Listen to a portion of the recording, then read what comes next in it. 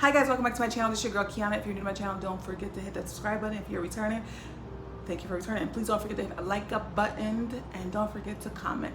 So yes, you're reading this right. I am giving my kidney away. And you're thinking, Kiana, why would you want to give your kidney away? Like, don't you want to have one on layaway? Like one on reserve just in case one goes out? No, I don't. I would never do that. So first question, if you see me looking down, looking at questions, shout out to Rihanna for even sending me these questions because I really didn't know what to say. I was going to get on here and say, hey, I'll give my kidney away. Pray for me. But I have 10 questions. First question, why would you want to give your kidney away? Why would I want to give my kidney away? So a family member needed a kidney, and what person wouldn't give their kidney to a family member? So that's why. What was the family member's reaction? So the family member's the family member's reaction was pretty positive. Once I told them that I was going to do it, they were cool. What was my friend's reactions and my other family member's reaction? My family member's reactions was, what, girl, really? And then my friends was like, get it, girl. Let me, like, great, good job. So it's basically the same. What's the process? What, guys? Listen. I haven't eaten in a minute, so I'm gonna blame it on that. So today's the day before my surgery, so I couldn't eat after 2 p.m. So just know. So what's the process? So the process is that you have to go to the website, do a brief survey of, questions, your height, your weight, girl. Your height, your weight, stuff like basic information. And then once if they find out that you're the right blood type, then you go through the next process. So the next process would be doing countless of blood work. So I've never knew I'd do so much blood work, but it's a lot of blood work. Like altogether, I think I did maybe 30 something tubes of blood. It was a lot. Your girl was weak. Your girl was weak. Yeah, so you do blood work, and then you have to do an ultrasound, a CT scan, MRI, not MRI, mammogram. You do a lot of stuff. So they just want to make sure that you're clear to do surgery, that you're healthy, all that stuff. So the next question, knowing everything I know now after doing all the blood works and all the tests, would I do it again? I would do it again because I feel like if there's someone in need, especially a family member who needs something and I have 2 of something, that's like, it's not the same. So let me not, because I don't want y'all coming for me in the comment section. But one thing I think is important to know is what blood type you are. I am 34 years old. I do not know my blood type, and I don't know if that's normal. Comment down below if you know your blood type, because I didn't know mine, but that's really important to know. But I'll definitely do it again. Number 6, did I rush into this decision? Did I rush into this decision? No, I feel like with anything, when it's a family member who's in need of something, I don't think I'm personally not going to just sit back and like, you know what, I got 1. I mean, I got 2, but I might need the second one years down the line. So let me just save this and let them suffer. I don't think that way. I believe that you should worry about today and allow tomorrow to have its own issues. And that's biblical too. So, number 7, would I... so basically during this all started during COVID. We started this in March, and since COVID started happening, everything had to be virtually. So I talked to doctors virtually. I had to, only thing I didn't do virtually is the blood work, and we had to wait until I think June to even do the blood work. But after I think June, that's when we start getting the ball rolling. But so I was donating directly to my family member, but once certain tests came back and we weren't a match, so you have to be a match, your blood type as well as your antibodies. It's a lot going. I honestly didn't know it was this extensive.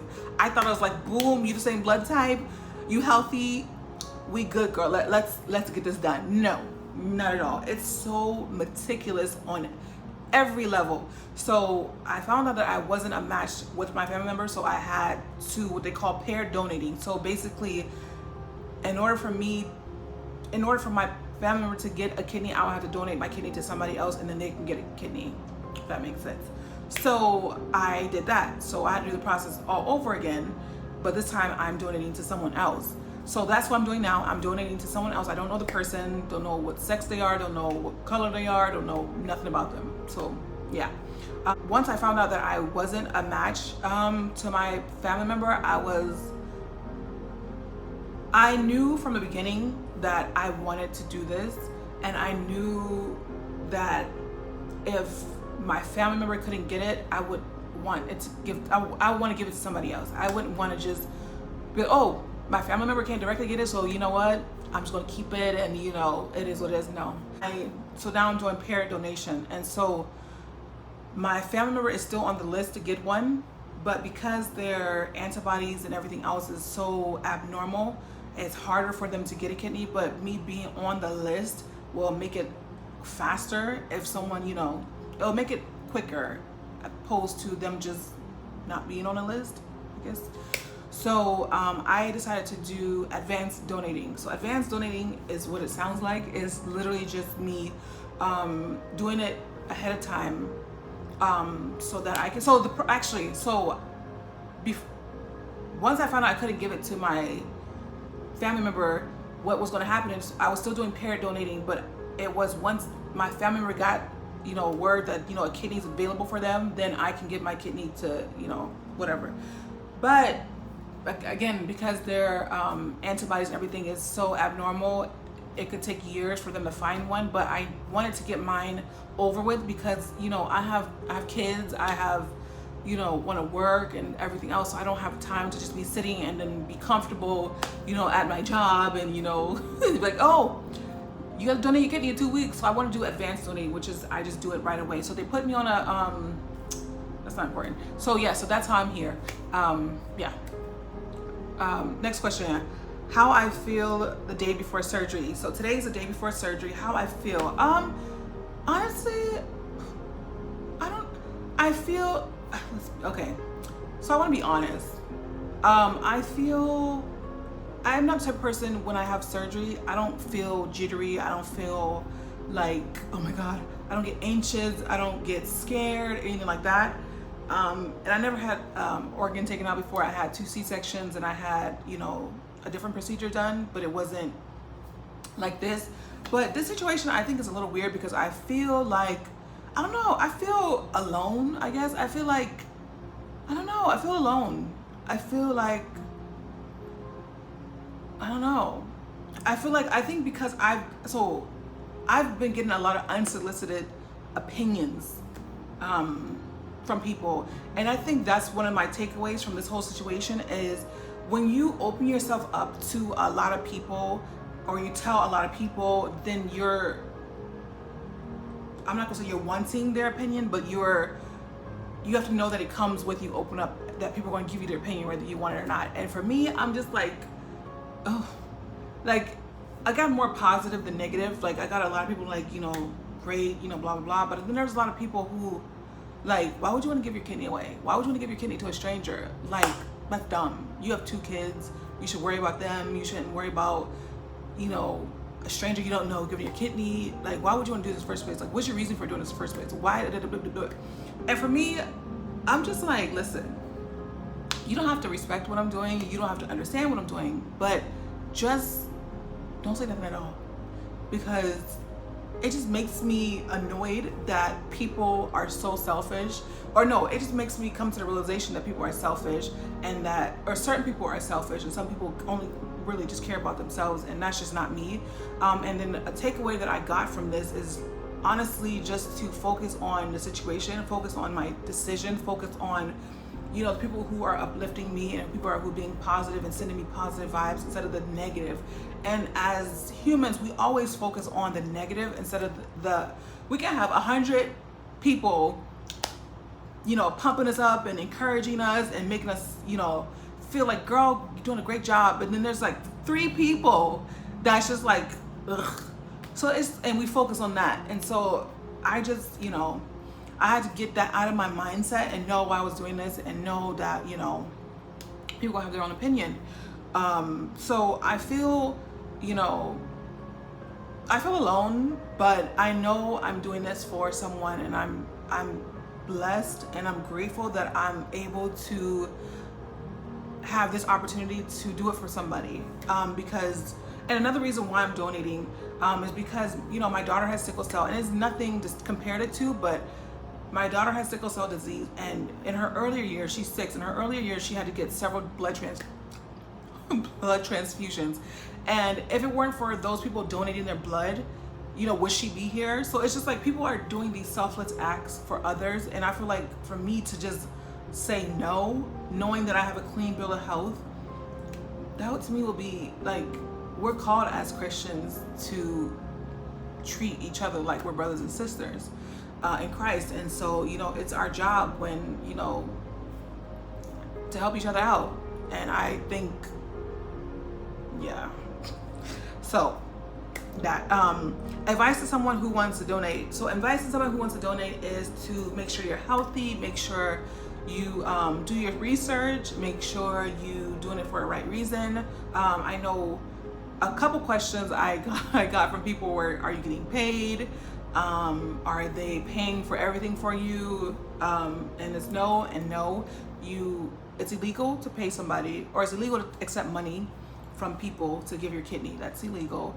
And no one's paying me to do anything. Like I said, my family member paid for me to come here, and yeah, so, but yeah, just to do your research, make sure you're healthy, make sure you're doing it for the right reason, and make sure you have a positive mindset. So you have to see a psychologist, you have to see a what do you call it, what do you call those things, those people, an advocate, a donor advocate. Like, there's so many people you have to talk to, and they pair you with different psychologists so that your story adds up. So it's no way you can lie about. They check your mental, your physical, they check every aspect of everything about you. So you have to be doing it for a right reason. Why is being a donor important to you? So like I said before, being a donor is important to me because I believe as humans, we should be there for each other. I believe that we should help each other. I believe that we should encourage each other. And if there's someone struggling on dialysis or struggling to live because they are in need of a kidney, why wouldn't you help if you could help? So that's why. And the last one is, what's going to happen the day of the surgery? So basically what's going to happen the day of the surgery is that they're going to put 3 holes in my stomach, like laparoscopically, to cut the, what do you call those things? Blood vessel? Vein? Oh Lord, I don't know. They're going to cut 3 things. They're going to put 3 holes in my stomach and cut stuff that's attached to my kidney. And then they're going to cut, I had 2 C-sections, so they're going to cut my C-section open and then take the kidney out of there. So the surgery is up to 4 hours. Then recovery, so I'll be in the hospital for 2 to 4 days if everything goes well.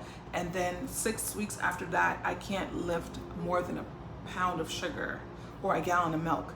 And I can't drive for 2 weeks. And I can't, there's a lot of things I can't do. Yeah. So yeah, so that's the recovery. So like I said, if you want to do this, you have to know the risks added to. Of course, when you're going under anesthesia, you know, there's a possibility of different, you know, when you go under a knife, you know the possibility. You could die, you could bleed out, you can have blood clots, you can, there's a lot of things, but we're going to stay positive. Yeah, so like I said, the recovery is 6 weeks, up to 6 weeks. If everything goes well, praying that everything goes well.